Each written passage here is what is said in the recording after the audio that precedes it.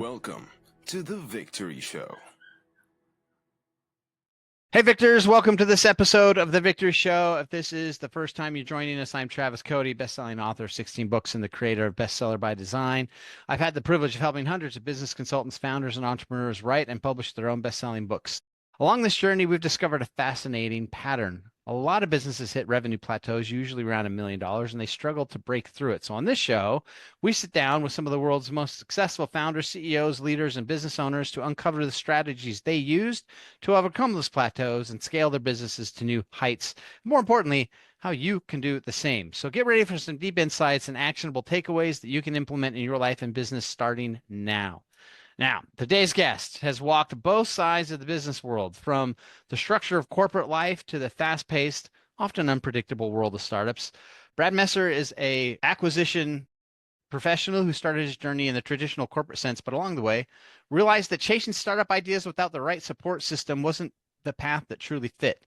That insight led him to shifting gears to dive into private equity and the world of business acquisitions, where strategy, structure, and ownership meet real opportunity. Today, Brad focuses on helping business scales, create value, and grow through smart acquisitions and operational excellence. So we're going to talk about what he's learned along the way, why private equity became his true lane, why people need to think about, and I say people, business owners should think about smart acquisitions versus scaling, or more importantly, how growth can better navigate the journey. So, Brad, thanks for being here. I appreciate you taking time out of your day. Yeah, thanks for having me, Travis. I appreciate it. All right. So, like many people in the acquisition space and the consulting space, you started off in the corporate world. Well, what was it about the corporate world that eventually had you go, yeah, I think I'm good. I was really just ready for more, it's kind of like the, stop go life of just living in corporate, but then you're getting shifted over onto all these other projects, and it's like, wait, but this is it? I want more, but I want it at like this higher level. And as much as I would love, I want to share and work with all the resources here, absolutely love everybody. I just couldn't realize it there. And that was when I was like, oh, okay, maybe it's time to go explore things on my own. So were you in the corporate world, were you actually, was what you doing, what were you involved in startups from early stage, or were you guys coming in a little later? No, so was I was working with mostly enterprise clients at the time. Hmm. And so we were just doing enterprise software development. And so got a really good idea of, what it looks like operating at like, the big tech kind of, kind of platform. I'd always been interested in startups on the side, and that's when I had started learning more about everything, but I hadn't really formally worked in smaller businesses before. So what was the most eye-opening thing for you when you were, so you're coming from the corporate world, working with huge industrial or enterprise level clients. What thing shocked you the most when you then started getting into your consulting and your work with the smaller businesses that were, in various stages of startup? One thing that was, I think, the most difficult for me was navigating like the pricing negotiations so that I'm not coming on too strongly with the business owners, but still keeping things down to like a reasonably scoped level. And so I think that was one of like I think that was one of the biggest issues for me, just because like the level of help that I could provide was like so much more than they would ever want or even knew to ask for, right? Even So it's companies. sort of like the smaller businesses. They're like, we need to use Salesforce, and they come in and they're using like two things out of the 875 features that they have. I mean, I've even talked with like mid-market companies, let's say, companies at like 110 million, and they're just looking to hit like that next 1 or 2 million just by working for you. And for them, that's like good. And they've been stuck at that level forever. And it's like, well, I can just come in and, just bust everything open for you. But they're like, oh, no, no, no, no, no. A little too We much. want growth, but not if it means we have to change. So one of the things you talked about in your bio was you realized that chasing startup ideas without the right support system wasn't a great path. let's talk about that because in my Mhm. work with a lot of, I'm smaller businesses, about 500,000 to a million. The systems is really something that most of them don't have. So when you say support system, for you as a consultant advising these leaders, what do you mean by that support system, and what does like a healthy support system look like for a business? Right. Oftentimes that's, you know, it's very different based on, where you're building from. But in the case of small businesses, oftentimes it's just being well organized and having thoughts well put together. I think one of the biggest issues I see is they try to do too much at once, not be specific enough about the problem that they're trying to solve, and, just focus on tackling that specific problem. So From there, do you have any real world examples without naming names of like what you see companies do that which is exactly that they're focusing on too many things at the same time? What does that actually look like in reality? so one example I had was a company that was trying to be international by default, and also, working with clientele in every industry, and, shifting, coming up with new programs or product lines just to fit the client. And it was great because, like, being able to travel around the world is perfect. It's people's dreams. But, like, in my wife's engineering design business that I'm helping her build, we are very targeted in it's something we're just getting off the ground. We're targeting architects in the Northeast, and we have a social media campaign and a direct mail campaign.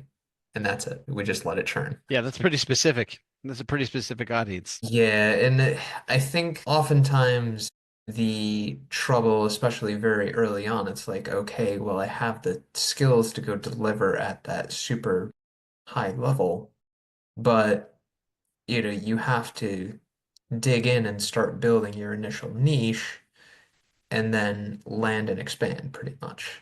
That's interesting because I used to do direct response copywriting and I worked for some fairly significant, they're pretty famous in their industries. And they're marketers. That's straight up what they are. They started off as marketers, were Mhm. just cranking out products, get to eight figures. And so when I went to work with them, I'm thinking, man, I'm like working with like the Steven Spielbergs of the marketing world. But then you get behind the scenes and it was just like chaos.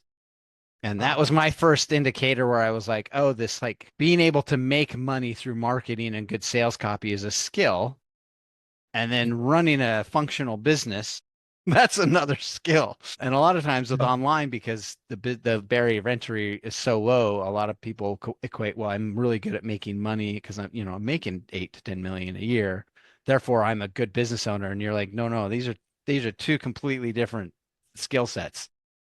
So let's talk a little bit about that because I've noticed that as well. And in my business, when I hit those points, that certainly is what happened to me, where I was like, oh wait, I've got to have this system in place, and oh wait, I've got to work with this person. So how does somebody that is great in their profession, who maybe has achieved excellence in it and realizes, okay, like you did, like let me go do my own thing in my own business. How does someone like what's the progression of the skills they need to sort of grow as they go through? I mean, you just listed them out, but how does professional start to, I guess, evolve from being a professional into a business owner? So the basics that I started with were actually like Michael Porter's books. I'm not sure Okay. if Yep. some of his stuff about, you know, competing in the economy, also Y Combinator's startup school on YouTube was actually very good Hmm. just to get started. But, just getting comfortable with the basics of, like, okay, what does it look like to run a business, but you're starting from scratch? Like, what does it mean to form a business plan?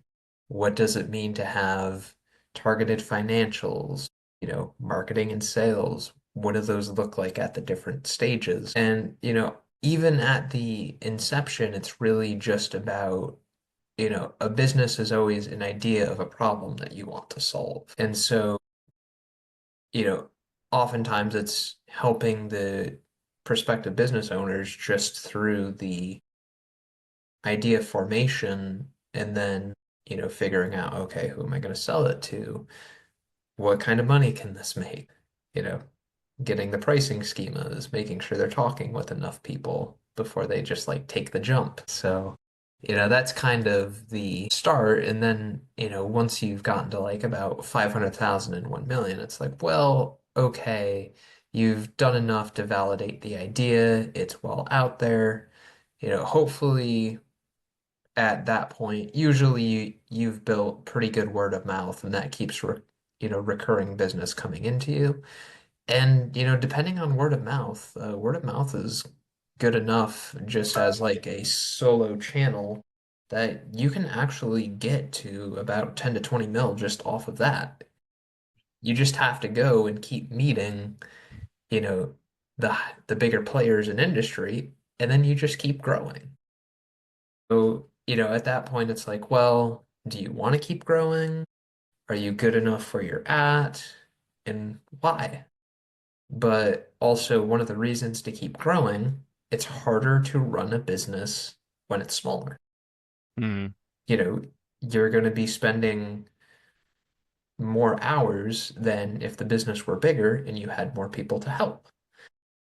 And so that's just kind of, Which is funny because I think most people equate like the bigger I get, the busier I'm going to become. You're saying there's the middle point where like when you're trying to break past 1 million, that's when you're the busiest you're ever going to be. So if you can break past that, you can hire help and your hours will start to go down. yeah. So, oftentimes, getting started is the hardest. Then having money to start hiring resource. Okay, so you get to do less because say you were able to go hire like a social media marketer or like, a paid marketer, maybe a paid salesperson or something. So you don't have to do founder-led sales as much anymore. You still need to get out there and like meet people, but it's a little bit more fun than just have to go do it because otherwise I'm not going to be making rent or I'm not going to have my meal at the end of the week. It's a very different way to think about it. But usually still between 1 and 3 mil, the founder is still going to need to be heavily involved on the business. But after you get to about 3 mil or so, that's a swamp to where you're big enough that you start having more money to start hiring more help. And as you pretty much get through that swamp, you're able to get all the help that you want. You can slow down a little bit and you can just focus on, what you came here to do to begin with. Isn't So, that funny? You start off with a vision, but then you get so busy you stop doing the thing that you got started in business to begin with. exactly.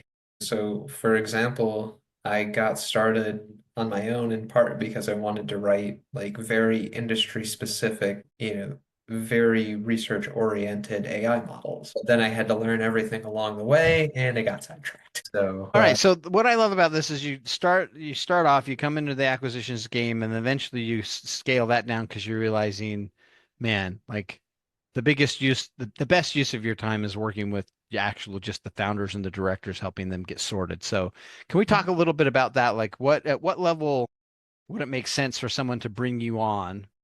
And then usually in that first 6 months to 12 months when you're working with someone, what are the you see as an outsider looking in? What are sort of the big challenges that the owners are running into? yeah, so there's definitely a lot, so I have to order through. I think anywhere from say 500,000 to like 1 million plus is probably a good time to start engaging because there's, enough meat on the bone that I can start helping you out, organizing thoughts, etc. It's also when all the bad habits get formed, right? That you can come in and be Yeah. like, stop doing that. It's Yeah, fine now, but when you're at 5 million a year, that's going to be a problem. very, very much so.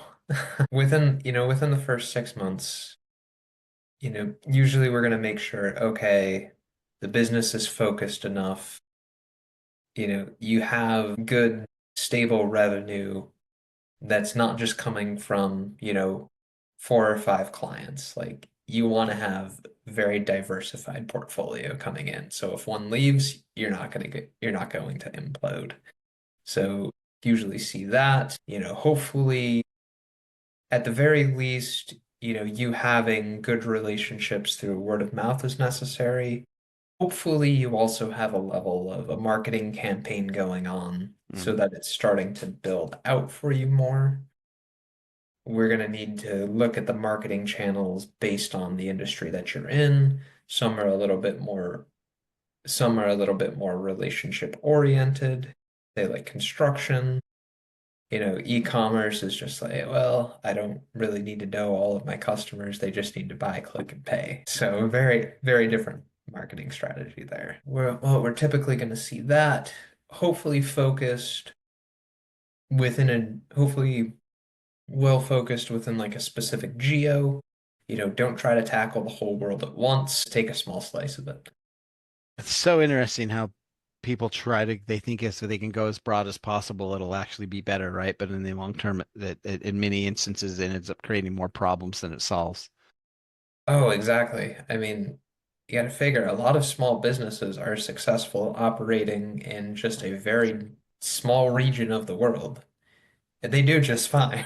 So are there what are are there personality traits or leadership traits that professionals carry with them from their professional job into their business that actually prevents them from being able to scale or grow the way that they want to? So, sometimes one of the most common can be the entrepreneur's bullheadedness. Surely this never happens. Yeah, it's goodness gracious. Entrepreneurs were definitely a different breed, and we're supposed to be programmed that way because we see something special. But also the equation to be successful or the routes to be successful have been well traveled. You don't have to recreate everything from scratch. Mm. Just you can create like the fresh idea from scratch or whatever you're doing unique from scratch, but then just use all of the already created systems to get you going and up to speed faster. So what are some core basic systems that you see are either missing or that like when you come in, regardless of what the company is or what size they're at, like what's the foundational system that a business owner needs to have in place for any business of any size? Yeah, so for any business of any size, a lot of businesses that I work with don't tend to have a great marketing or sales pipeline put in place. It's Mm. kind of if I build it, they'll come. And well, they don't typically come, you know, especially, when you're early on, that is going to be your lifeline. You Mm. need to, you need to put your money there and just keep going. You don't even, if you're early on, you know, while some people might say you need a CFO or a bookkeeper, there's so little going on that, you know, Mark, you need to have money to have the problem of needing a bookkeeper. If you don't, well, why do you have a bookkeeper? So, That's you know, just oftentimes getting yourself out there, making sure people know about you and the problems that you solve is one of the biggest issues, and not having a cohesive plan around how you're going to tackle that and how much money you're going to put to the various channels and why. hmm, that's really okay. So you have a unique introspective here because you're working with the founders, but you're outside of these things. So obviously a big part of your business is and there was acquisitions.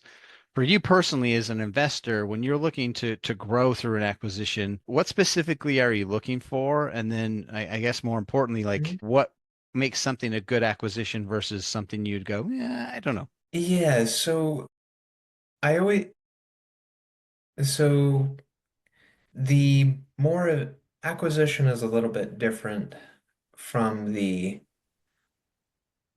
what I want to say, the stock market, just to have something that everybody knows versus Sure. something that's a little bit more out there.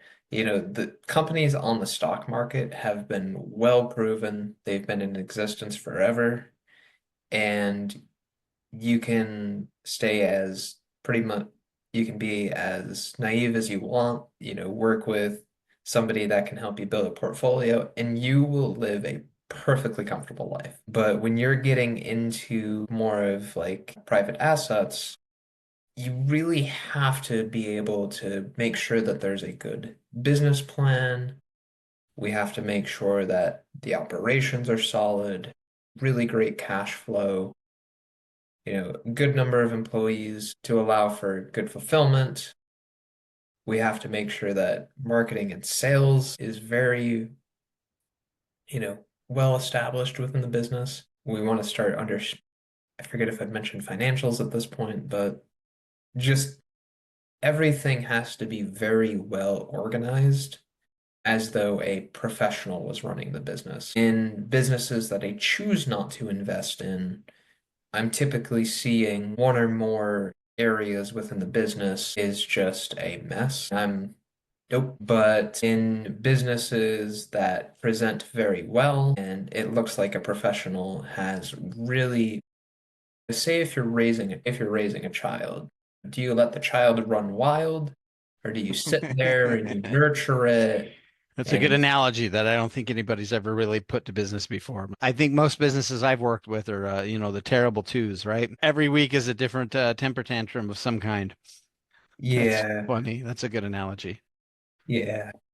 It's the children or the businesses that have been well raised, you know, in a sense, it's like you can't take my money fast enough. It's almost like Fry from Family Guy, shut up and take my money. But, in other businesses, it kind of gives you pause and you're like, no, I'm good. Thanks for getting in touch, though. All right, so somebody's listening to this and they're going, okay, I'm in the half a million to million range. Maybe I'm in the million to 2 million range. I know I'm a bit of a mess. Like how would someone connect with you to explore whether or not your coaching and your consulting would be a good fit for where they're at? So LinkedIn is often the easiest place to get in touch with me. So I will Awesome. drop that in here. LinkedIn.com/n/Brad Messer.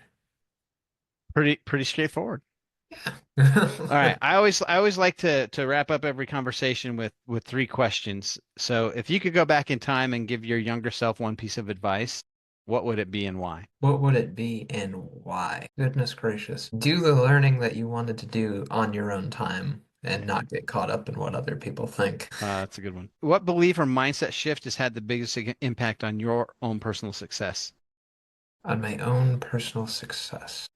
Slowing down and being more mindful of my thoughts and actions. You mean when you were working in the corporate world, you were running really fast and were scattered all over the place? Um, Yeah, in a sense, though I found that once I got to the place I was supposed to be, once I found my tribe, as it were, everything just started working. clicking. Wow. That's actually really good insight as well. What's the best investment I ever made in myself? Willing to put the time and money, I would say, towards, learning about, you know, more advanced technical and business concepts, whether that's through self-study or if you want to go back to, or if you want to go back for like a graduate degree or anything, that would, my goodness, the amount of leverage I've gained just from having that additional knowledge is Mm, insane, you I know? love it. Cool. Brad, thanks so much for your time today. I appreciate the conversation and it's been some fantastic insights. All right. Thank you so much.